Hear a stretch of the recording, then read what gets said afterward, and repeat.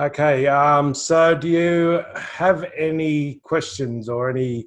So a lot of what we do with the intuitive stuff is a lot of sort of health readings or life readings, like if you've got blockages or whatever, recurring problems and stuff, or just anything in general. Like if there's anything that you're feeling, that you're sticking with or getting The stuck two with. things that I always feel stuck in my life, and I say always, are relationships. I'm twice divorced. Yep. And my weight. Your weight. Okay. Oh. I used to have my weight all completely wrapped around my business. Until I lost weight, my business wouldn't thrive. I managed to untangle those two, so the business is thriving. Yep. Yeah, but twice divorced. It's like.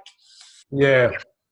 Okay, so a lot of the weight issues, there's sort of three main areas that I point out for people with weight issues, and that is the subconscious mind picks up everything, as you would probably know with EFT. So when you are feeling like you haven't got enough, or you haven't got enough of something like space or enough friendship, maybe the relationship thing, you haven't got enough companionship or something like that, the subconscious mind is picking that feeling up constantly, and it's feeding back to the body that I haven't got enough. It doesn't worry. A lot of people have it with money. Some people have it with time, haven't got enough time, or haven't got enough Time. of something, right? So that feeling is running in the background all the time, and the body's just picking up the feeling, I haven't got enough. It doesn't pick up really what you haven't got enough of. The subconscious works in images, Yeah. So it can't interpret, I haven't got enough time. All it sees is I haven't got enough, I haven't got enough, I haven't got enough. So if you're, I'm not, I haven't, so the body then just starts to hold on to everything. So the weight often is holding on to that. That's one of the major issues for most people with weight. And the other one is if you're doing too much for people, then that's the opposite side of it. And that's when your body sort of is holding on to everything again, fluids and all that sort of stuff, to just to maintain enough energy. So if you're putting out too much, so they're usually the main two reasons that the weight issue stays on. And then if you look at where it is in the body, if it's chakra related. So if you've got more weight up the top half or the bottom half or the middle, so if your legs are thin and it's sort of in the middle, is it sort of evenly distributed, the weight? Yeah, I'm pretty round all over. Yeah, so it's not like some people are sort of pretty big, but then they've got real skinny legs, It's like some people are very top heavy. Some people are top heavy, some people are bottom heavy, It's like, so that can often be chakra related as well. So if they, they might have a blockage in one or two of the chakras, and then that will cause the weight issues. So let me just check. Feels as though it's a second. Yeah, so it feels like it's you're doing too much, and so you're doing it too much for too many people, and there's not enough exchange there. So maybe one way you can do it is, if you said your business is going quite well. Yeah, so I run an online school. Yeah, right. So, and do you get paid well enough? Does that bring enough money for you? Currently, I still run a day job. Yep. So I was divorced. So I got divorced a couple of years ago. Kept my corporate job. Yeah. Had in the last year transitioned to 3 days a week. Yeah. To be able to do the business on the 4 days a week. Yeah. With the idea of transitioning out. So it's a constant juggling act. Yeah. And that again, that constant juggling act and those words that you're saying, telling me that's why the body's holding on, right? So because it's holding on to, it'll retain everything. It'll retain water, whatever it needs to sort of have more energy. So it's not processing it. It doesn't want to process it fast enough, because then you'll run out of it. It feels like you'll run out of energy. So a lot of the body stuff has got to do with the soul and the inner child. So a lot has got to do with the navel chakra. So again, the lack of a relationship is going to make that area feel a bit blocked. And also the playfulness. There's, that also, if we don't play enough, if we don't laugh enough, it's like... That's probably not that's probably not a problem for me. That's is playful and laughing. Yeah. I'm not playing and laughing, I'm not doing anything. Yeah, so I would say... Sense. Yeah, the inner child's sort of a bit lonely, I suppose, because Yeah. the relationship thing. It's got a feeling of feeling a bit lonely. I tuned in a little earlier, and I get what I tend to get within a child is I get pictures. They sort of portray an image to me of what they're feeling or how they look. And I tuned into yours a little earlier, and it kind of looked like a little girl sort of falling asleep at a desk, which sort of came across to me like, and when I sort of spoke to your inner child, it was sort of had the feel as though it's been sort of worn out or burn out, trying to give you messages, trying to show you, maybe give you, messages about maybe it's about the weight, maybe it's about doing too much for other people, and it's kind of she's gotten to a point where she's just gone to sleep. Yeah. And the other thing I got also was it feels as though you're very sort of smiley outwardly, but that maybe at times that's not genuine, or not genuine, but not like it's having to be put on some of the time.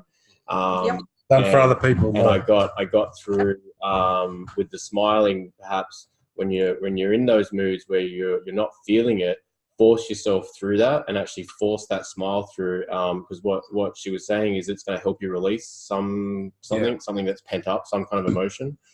Yeah. So sometimes don't do the smiling, because that's what I do. This smile's always. And days I'm not feeling it, but I'm not going to let anyone see. Yeah, but it's like it's kind of the opposite to that. You want to, for the forced smile is good, right? But not for that reason. It's more for yourself. Force the smile for yourself to find it'll. Because I did it for about 6 months last year, because I was going through similar sort of stuff with relationships and children and stuff. And I just I forced myself to walk around with this smile on my face. But I literally, and the first couple of days or weeks, I really thought, oh, this looks so obvious that I'm forcing a smile. And it was pretty much the opposite for most people. Most people go, oh, well, you're always happy. I'm like, I feel like I'm the Joker, like pushing it up. But I was doing that on purpose to pay attention to myself, to what was the cause. And so, and this will work similar with EFT. It'll bring up the deeper causes of what's causing the lack of genuine emotional happiness, right? So you've probably got a lot of mental happiness and maybe even heart happiness, because the work you're doing, you're of service. So that's going to give you heart happiness to be of service. But personal happiness, which is more in the emotional, more in the navel chakra, the inner child, that's the one that's sort of and holding on. And what I'm getting a lot of bladder kidney meridian stuff at the moment. So that's often based around fear. So you might have subconscious fears about the relationships, right? Because I just might mess it up again. Yeah, there it is, right there. That's the one. And it's like, Me and my little pendulum had this conversation. I go, he's coming, but don't send him soon. I'm busy. Yeah. So one of the things I do with relationships, I just go, okay, so the reason you're saying don't send him soon is like, think of the qualities and that he has, right? And then ask where you have matching qualities in yourself. I watched your video on that this morning. Yeah. That's I watched that this morning, you guys. Oh no, he put me on the spot with that one. Yeah, I put him in the hot seat and tell him that one was coming. Because it's not a way I had actually thought of it before. I do obviously do the manifesting stuff, but not to that level of detail. Yeah, so it's just simple things like, is he relaxed? Is he, focused? Is he, for a lot of people, motivated? But then they're not motivated. So it's like, and is he relaxed? Does he, does water roll off his back? It's like, and it's like, well, okay, so what would he want in a woman? How do I get more relaxed like that? How do I do that and be that ready so that, because first of all, you might mess it up again. You're taking all the blame on yourself subconsciously. I know consciously you probably don't think that, but, listening to your words, you're taking all the blame for the breakups on yourself. And it is important for us to take our half of the responsibility. But we can't know the whole picture. It's like we're not God. We're not the God. We're gods, but we're not the God. We have these sayings: good luck, bad luck. You don't know the whole story. Yes, it's like, so you can't tell everyone's full Akash the records and stuff like that. So you don't know, you don't know all your past lives together. You don't know what you've had together. So you don't know who's messed what up. We don't know. We can assume and we can make that assumption, but all we can do is take care of our own half. It's like, yeah. And we find, sometimes that, if people go through relationships and they keep having the same kinds of things coming up, we're attracting those things into our life for our souls to show us. Yeah. And if we're not listening to those messages, then all we're going to do is go, okay, there's another one, and there's another one, and there's another one. And it's a very simple reflection thing. You just go, look at what annoys you. What annoyed you about them, right? And then find that in yourself. So think of the two relationships. What was the most annoying part about those two? Was there similar annoying things between the two relationships? Maybe. Well, to take it a step even further, I'd done some work after. I've told you my dad passed over in December, and I was actually dating someone different at the time, and it was like a slap in the head with a cricket bat of the four of them were so alike. Yeah. My father, the husbands, and this bloke I was dating, and I ended it within a few hours on a text message. Anymore, dude. Quality. My ex-husband was here, and my ex-husband goes, "I saw your boyfriend. He's nothing like me." I thought, "Oh my God, he's exactly like you." Exactly. You see this pattern clearly over 40 years. But he's met all the same. Yeah. So there's two reasons we see that pattern. One is we got it in us, or the other one is the positive parts of it is we need to learn those qualities. So with my ex-wife, she was very focused and able to sort of get the job done. I was very young when I got with her, and but I was very playful and all of that. So, but over the years, I learned how to be more focused and get the job done. But she never really learned how to be more playful and let go. So eventually that drove us apart, because you either grow together or you grow apart. It's like so. So if you think of the qualities what were those qualities that you seen in your dad and the partners? What were the top two? What were the things that I didn't particularly like? Yeah, the things that you saw, the patterns that you saw. Yeah, what was it that you identified with them? Oh my goodness, he's exactly like my ex-husband. All drank too much alcohol. Yep. Buried themselves in alcohol rather than face their stuff. Yep. So very emotionally unavailable. Yep. Happy to tell me lies. Yep. And I'm an intuitive empath. Don't lie to us, because you know what? You might as well speaking on your head. And until the pieces fit together, I have trouble letting it go.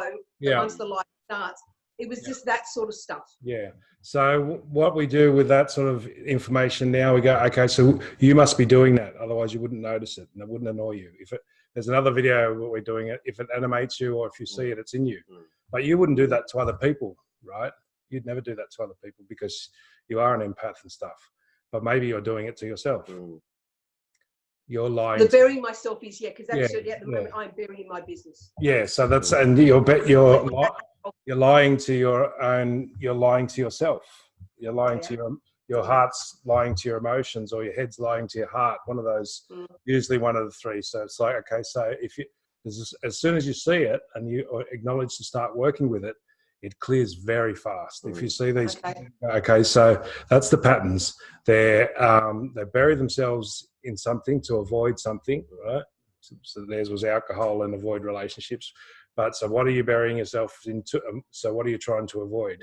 You're trying to avoid your own inner masculine. It's like, because the pain from the kidney and bladder is on the back. So it's about the past. It's about letting go.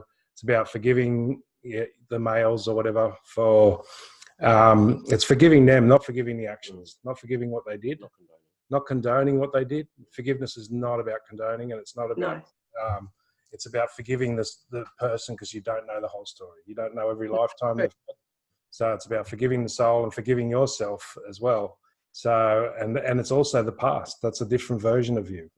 This is another one of our tools. We go, that version of me, yes. If that version of me, if me 5 years ago got into a relationship, that might happen again. But this me is very different.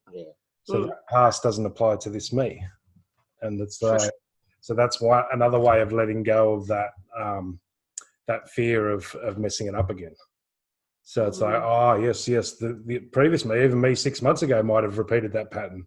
But this me has a lot more tools, and that's probably not going to happen. So you acknowledge that fear. So, yep, okay, there's a fear there. And also, who does that fear belong to? Is our other big tool. Big tool. So you go, okay, feel the fear, feel the pattern, and say, who does that belong to, or is that mine? And if it gets less, this is the one that's reading for me right now. It's that fear and that anger about the past. I think most of it's not yours. Yeah. Being an empath, it's highly doubtful that most of the feelings and thoughts you have are yours.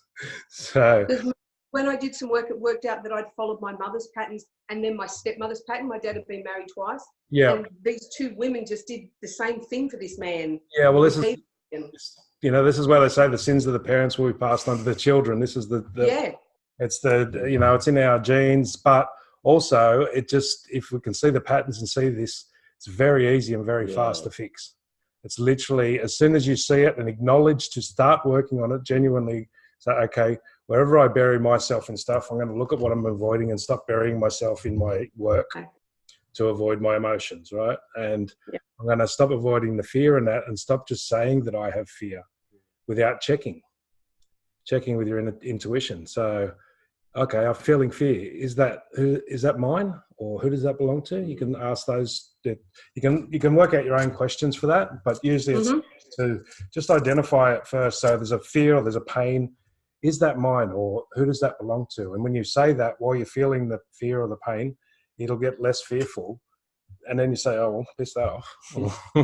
Or so you're talking, you check into the body, because obviously that's what you're just where in the body do you feel it and stuff like just that. wherever you're feeling it. Like so if it's a feeling, like for me, if it's an anxious feeling, sometimes I sort of get a bit, funny sort of through the front, and so I'll just sort of feel into that, and I'll just say, okay, who does that belong to, or is that mine? That doesn't feel like mine. Is that mine? And generally, if it gets lighter, so for me, that nervousness just sort of just tingles away, or energy-wise, I get a bit lighter. It gets less strong. It gets less strong. Mine's here. Yeah, so feel that thing that's there, right? Feel it now. That are feeling, right? Feel it right now, and just say, is that mine? While you're feeling it. Feel the tightness and say, is that mine? Does it feel less tight or more tight?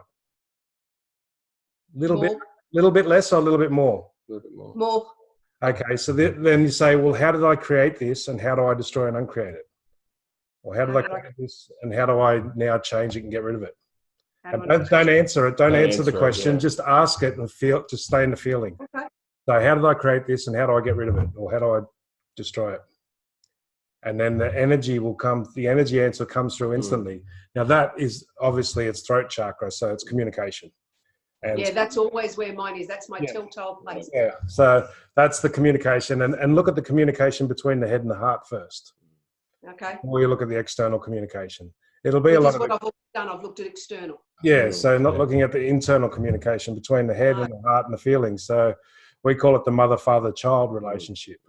So there's the three parts inside. So there's the mother, father, or the masculine, feminine, and then there's the child, which is the innocence. And there's a communication problem between the three aspects. So the masculine and feminine, the logic and the creative, if you want to call it, they've got to work together in like a marriage, and they've got to comfort and allow the child to come out of its shell a little bit. So they first you work on the left and right, the masculine and feminine, logic and creative, and go, okay, so I've got to balance this. It seems like you're very focused and you've got a lot of masculine drive side going, but in your work and stuff. And maybe you've got your feminine creative side going at home when you're just by yourself. You want to try and work those two together first, and then they can fit. Then the child, the innocence can start to feel safe to come out. Because I spend a lot of my time in my masculine drive. Yeah. So I even took up dance lessons this year to go, where can I find a space where I can be a feminine, and that is be in dancing and things like that, to purposely go to that space. Yeah, but you also, your feminine is the guide out. You can use it in your work. The feminine can be used, but don't think of it as feminine like that. Think like in martial arts, in the Shaolin, they put one hand like this. So this is the masculine, this is the force, and this is the feminine, this is the flow. The flow guide. So the flow goes, no, wait. It's like the divine feminine, the queen, let's say. We'll call her the queen and the king. The queen says, no, and then, okay, strike now. And it's like, so they work together. So the masculine is that, that one that divides and conquers and does all that. The feminine is the one that flows and guides. But if you're all masculine, you're just breaking things all the time. You're smashing things all the time, and you've got no time to build, and you can't see. So the lion and the lamb and the peace dove is another way they said it in the Christian thing. So the feminine is like the peace dove. It flies over. It takes in the bigger picture, the concept. So it uses the feminine, or the creative mind uses the peripheral vision, and so it knows when to do what. So imagine a good mother in a family knows when to discipline the child, and so she's the one that goes, like a good one will go, okay, she'll do most of it, and then she goes, if the child's getting too bad, she goes, I'm going to tell your father. She knows when to do that. And when I've never done that in my entire life. But I'm hearing you and thinking maybe I'm not in my masculine as often as I think I am. No, that's what I'm saying. Feminine traits sound very good. So the feminine picks up the peripheral, picks up the big picture. The masculine is the one that focuses and does. So in your eyes, you've got rods and cones. And so with the peripheral, and it takes in the whole picture, so you can work everything out. And then the masculine's the one that beelines and lasers straight in and does that. So we've shifted a lot of the fear right now, and we've gone into the back of the heart now. And again, it's on the right side. So there's a bit of a blockage behind the heart chakra now on the right side. So this is again the males. Again, it's about the not feeling love from the past. So again, just say, yes, that might have been true. Okay, yeah, I feel like I'm not safe with love and males or whatever, or I felt like it. But that was a previous version of me. This version of me is now wiser and won't rush in as much and is more guided now. So that might have been true in the past, but it's not necessarily true now. And it's less true now. And just talk to that energy like that. Just talk to yourself. Talk to that. Yep, was very much true in the past, but this me now is wiser. It's more calm. It takes in both sides a bit more, and this is probably not going to happen as much, and it's probably less chance of happening. Don't go straight to it won't happen, because then your subconscious doesn't believe that, and then you just deny it again. It's like, so it's similar to like when you're doing the EFT, you're going through in stages. Yep. So you're building. So this is the same concept. You're building the faith up in that feeling. So the back of the heart. Remember, anything that's on the back, if you get feelings on the back, it's always about the past. Okay. You're judging the present by the past. Based on. Yep. I stuffed up those other 2 relationships, which is not true, but that's a command of subconscious. So you might want to do some EFT on that one. That was my polite version, of course. Yeah. And also the don't bring him soon. Don't bring him soon. Don't bring him soon. It's never going to come, right? Yeah, so don't bring him soon. Very much. Bring him, but not soon. I'm busy. I'm burying my work. So there's no. So that's like drinking alcohol to avoid that one. So it's like just you got to turn this self-talk around a little bit, just bit by bit. Just go, okay, yep, that might have been true of the previous versions of me, but those versions of me didn't know what I know now. It's not those versions of me aren't as wise as I am now. I see things much differently, and it doesn't mean that it won't screw up. And in that version of screw up, it's not actually screw up. It's like it comes together and goes apart for as long as it needs to. It's like. And that is my real philosophical. I grew through them and I grew with them, and great things happened with them. And I wouldn't have got where I am today had I stayed married to either one of them. Yeah. But that's the head. That's the head knows that. That's the conscious you knows that. Oh, yeah. Subconscious you is going fucking bullshit. That's fucking. Not as much as I used to. Not as much, exactly. That's good, and that's perfect. Saying that, not as much as I used to. That's exactly how you knowing you as much. I can actually forgive both of them, and actually they both have names now. They're not just him. And and be careful. You don't. I'm forgiving both of them. Yeah. Change that wording. And I can, and I do. One of them I'm still friends with. Yeah. So I'm forgiving them more and more. So usually I'm forgiving them more and more, because as you say, I forgive both of them, then the subconscious picks that up and shuts it down straight away, because that's a lie. Not totally. It's not fully forgiven. So use the words, I'm forgiving them more and more, and I'm getting to a point where I think I'll forgive them completely. I'm forgiving myself for running into that fire. It's like they were fun fires while they lasted. I'm sure they are. I've been in a few of them myself. I've got 6 kids, 3 different mothers. So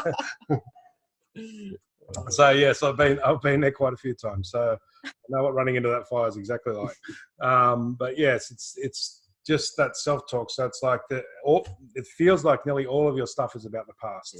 That's what I'm getting. Everything I'm getting is on the back. It's all like so. And I've had lots of muscular things up and down my back, particularly the last couple of weeks of going, why have I got a twinge there? What is that all about? So that's all about the past. So especially the twinges and that's guilt about the past, right? And then you're recreating the present from the past. So you're stopping the present from happening because the past you screwed it up, but that past you isn't the you that's now. That past you didn't know half of what you know now. Like judgment too. Judgment, yeah. So when I tuned into your inner child, and I couldn't quite figure out what it was, but perhaps there's some sort of subconscious judgment maybe as to a part that you think maybe you played in the past, which is perhaps not hers, or like a misidentified. So the judgment is guilt, and guilt and judgment so closely tied up. So you feel guilty because you're judging yourself, and maybe you're judging your inner child, maybe you're judging that playful part of you because they didn't like that. You know, as a bit of an empath, we do get very playful and very mischievous, right? Totally. And guilty. And that is not fun stuff. It is. It's very fun, but it's not liked by the people who are very regimented, you know, because they blame you, but it's actually you're trying to loosen them up, right? So don't judge that. Don't judge that in yourself. That's where the inner child's feeling judged, and then it's feeling guilty that it was too much for people. Did you feel like you were too much? And that is one of my moving forward fears because recognising I dulled my shine for the man I was dating last year. I dulled my shine to make him feel comfortable. Yeah. And recognising that and going, I'm not doing that again. Yeah. I'd rather be on my own than dull myself for something. Yeah. So don't do that again. Don't dull your shine, but also don't pick from the same place. That's why you don't have to dull your shine, because you're picking less than because you're not checking in on you, checking in. So everything we see in everyone else that animates us, that annoys us, is in us, but it's not necessarily in the same way. So so what you've seen in them is in you, but usually it's in between you and you. Not most people see people doing it on the outside to other people, and they go, "Oh, all these people." Like my first one I was caught. This was laziness, right? Everyone around me seemed lazy, and I'm like, and I was like, I'm not lazy. I work hard. I take care of my kids. I don't stop. And I was like, but lazy people used to annoy me. And I was at a stage when really nothing else really annoyed me at that stage. And I'm like, I don't even get angry at violent people or aggressive people. And why do lazy people annoy me? And then I knew this tool roughly, and I said, so I must be lazy. But I'm like, no, well, I work hard, I pay all my bills, I come home, I clean up, I look after my kids, I do everything. And it's like, but at the time I was working on my speech and my posture through the yoga and stuff like that. And I was very lazy with my speech, and I was very lazy with my posture. And I was like, I'm lazy with it, because that's what I was working on specifically at that time.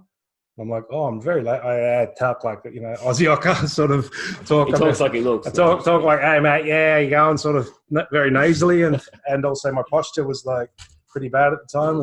And that sort of added, and I was like, I'm lazy with my speech and my posture. And so I agreed to start working on that in myself. I said, okay, I'm going to stop being so lazy. I'm not going to stop it. I can't stop it straight away, but I'm going to start working on it so I'm not so lazy with my speech and my posture. I'm going to observe it and watch it. Literally the next day, because a few of the people around me who used to annoy me were relatives and people at work who I seen every day, and they'd been annoying me for years, literally. I'm like, in the back of my head, I'm like, fucking lazy this and fucking lazy that. And like the next day I seen them and they wwere still doing the same thing, and I just didn't even notice it. Just did not bother me at all. And I was stunned. I was like, holy shit, I used to really get my goat, as they say. But as soon as because the thing that bugs me is flaky people and those victims, yet I don't feel that's there it is. Isn't that interesting? Oh yes. This is the one that smashed us, really. That victim one. We hated victims, right? We both hated it, and then we realized we must be victims. And we're like, exactly. we can't be. And it's like we were victims to our own emotions. We were victims to it. We were victimizing ourselves. That was a hard pill to swallow. Oh, we did not like. We only got that one about 4 or 5 months ago. Oh, it took us like 12 hours to swallow that pill. Yeah, that was a hard one to swallow. Because I remember John seeing your video and you're talking about, you know, I own my own stuff, and I go, well, yeah, I do. I'm quite happy to own it, but okay, victim to my own emotions. Yeah, victim to you're playing the victim to yourself. To yourself, internally. The victim is I can't get into another relationship because I fucked it up. You're playing a victim right there. I didn't say that word. Well, what are you, a hold it back. There's words and then there's energy. Right? Yeah, that's, you know, I don't always say the same words, but I get the energy. It's like, that's the, oh, I'm not ready yet. I'm not ready yet, you know? It's the exact same words I use. I'm sure your pendulum feels the same way. Voice them. So that's, you're being a victim to your own past. Okay. You're a victim to your own history. Okay. You know, you're like the Jews, you know. But don't judge yourself on that, right? Don't judge yourself. They're a victim of their own genocide. They're still victims of their genocide that happened before that any of them were even born. You know, it's like, so you're a victim to your own history. Okay. Because you're letting your history rule your present. Yeah, not where I'd thought of. Okay. Yeah, yeah. So, and it's like, this is why you've got to really, it's usually not going to be where you think of. You know, we were emotional victims to some of our habits. You know, we were like a victim. You know, we can't go out and this and that. And it's like that's victim talk. Oh, I can't. Haven't got time for a relationship, right? Because isn't that victim talk? I guess so. Yeah. So this is like this one. I can see it already in you. This is going to change. It changed after 3 days of being shocked. It changed our reality so much. It's like because we like yourself, we really didn't like that victim mentality, right? No. We didn't like the poor me. We call it poor me. It's like. So we call the victim the poor me, and we were poor me, and we didn't even notice. We didn't even notice. And we had so much poor me after that. It was like mine went back to like early teens. Like it just kept going and going and going. In little areas, there's more. And we didn't like it. We made a concerted effort for most of our lives not to do that, right? So we didn't see it in those little subtle areas that it was hiding in. You know, the poor me in the relationship, the poor me on the money front, the poor me on all little bits and pieces. Like we push ourselves through it, but we were still saying it. And so it's like, okay, I'm going to work on that poor me. I'm going to work on that victim. And what was the other one? So what was the other one you said? You really didn't like the victims? The first one, flaky people. The flakes. The flaky. Fakes. Fakes. So where are you faking it? Where are you faking it? You already flaky. Oh, flaky people. Flaky. Yeah. Okay. Yeah, so flaky people, not fake. So how do you describe flaky better? You know, the girl. Because I know what flaky is for me, but some people describe it differently. So. Well, for me, it's the girlfriend who rings me, you know, after 3 weeks and goes, "I'm going to do this. Can you help me?" Well, have you done your bit yet? No, I haven't. Yeah. Okay. Yeah. So ring me when you've done your bit. I can't. So the gunners. Like that, I call them the gunners. You know the gunners. Yeah. Number one gunner. Yeah. So. Where are you a gunner? Where are you from? I wouldn't have thought I was, so there you go. Yeah. So and this is why it gets us, because again, if we look at the inner child, I'm guessing it'll be in the same place.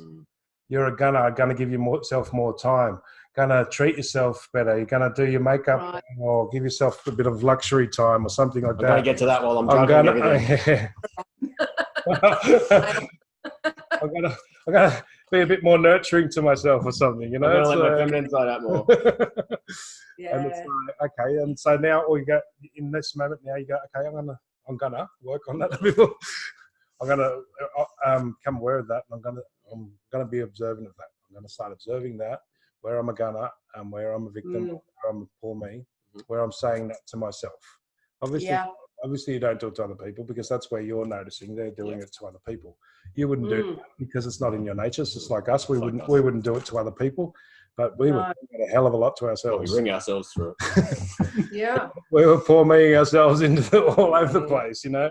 And we were. There's the thing that's coming up. I've got a lovely women's program, rewilding for women. Lots of tribal shamanism, drumming, all that.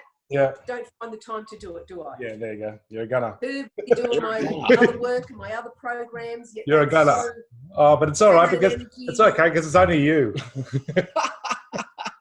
That's what it's like. Okay, it's only me. I'll work on everyone else. As long as everyone else is happy. Yep. And that's like, and all the business stuff. Yeah. I'm pretty sure with all that stuff, I'm pretty sure that if you don't do it for you, then you can't do it well for other people. No, you're absolutely right. I'm pretty sure you know that. And it's like, so if I can't do it for me, then how am I helping other people? You can help them, but it's not really the best help. If you can't, it's do as I say, not as I do. Mentality just doesn't work. It's just you end up with an inner child that's like this, asleep at a desk. So one of the things the Gandhi story, which I like to say quite a lot, is there's this mother and she brought her son to Gandhi and there was like hundreds of people. He was talking to people each individually. He had hundreds of people there every day and they had to line up for hours. And she had to line up for 8 hours to get to talk to Gandhi and ask him something. And she brought a young child up and she goes, Gandhi, can you please tell my son to stop eating sugar? He's eating way too much sugar. And Gandhi goes, He goes, okay, bring him back in 3 weeks. And she goes, oh, thank you, Gandhi. And she goes away and she comes back at his next talk in 3 weeks. He waits again, 8 hours. She lines up. She finally gets to Gandhi with the kid and she goes, here he is, my son. You told him you tell him to stop eating sugar. And can you tell him? And because he really likes you. And he goes, yes, okay. And he looks at the kid and goes, stop eating sugar. And that's it. And the mother just looks at him and goes, what? Is that all you're going to say? He goes, yep. He goes, well, if that's all you're going to say, why didn't you say that 3 weeks ago? He goes, 3 weeks ago, I was eating sugar. He can't tell somebody else not to eat sugar while he's doing it. He can't tell somebody else to do something he's not doing. Yeah. All right. So it's like, if you stop telling, I try and force myself to do that as much as possible. If I want to give advice, I like, especially with us because we work together, quite often I'll hear myself go to say something to him and then I'll just shut it up for at least a day or two until I'm doing it. Sometimes I catch it. It's like I'll just I'll say that today, I'll wait till tomorrow or the next day when I'm doing it, when I'm in the practice of doing it, then I'll say it. Because if I say it to him straight away, it's going to hit me back twice as hard. What we call the bounce back. Yeah. The basketball in the face. Yeah. So, that's being a gunner. That's part of being a gunner. That's part of being a victim. You're a victim. You're a victim to time. You're a victim. Yep. Yeah. So it's like, those two things, which you've seen in the relationships, they're going to be the big ones. They just keep looking at them. Just make yourself that commitment to say, okay, I'm going to commit myself to noticing more and more where I do the gunner or where I do the flaky for me, to me. In my own feelings, in my own thoughts. Don't get caught up in trying to identify it all and trying to think about it all. Yeah. Just tell yourself, okay, cool, I acknowledge that, and I'm gonna do this, and I'll be more aware of it. And just use simple keywords that you catch with everyone else. How do you catch all the flaky people? How do you catch the victims? Right, the victims or the poor me's. You catch it in their voice, don't you? They go, I'm trying to make it, but I can't. Yeah, it's language. Yeah, the language definitely. The language and the emotion. So that's how you catch it in yourself. Oh, well, look, I've got to give myself more time. There it is. There's the victim. There's one. No, I've got to give myself more time, or make excuses, or just in the voice patterns and stuff like that. So. Totally. Yes. Yeah. Exactly where it comes in. Yeah. So that's I think that's about our time up now. So. Yeah.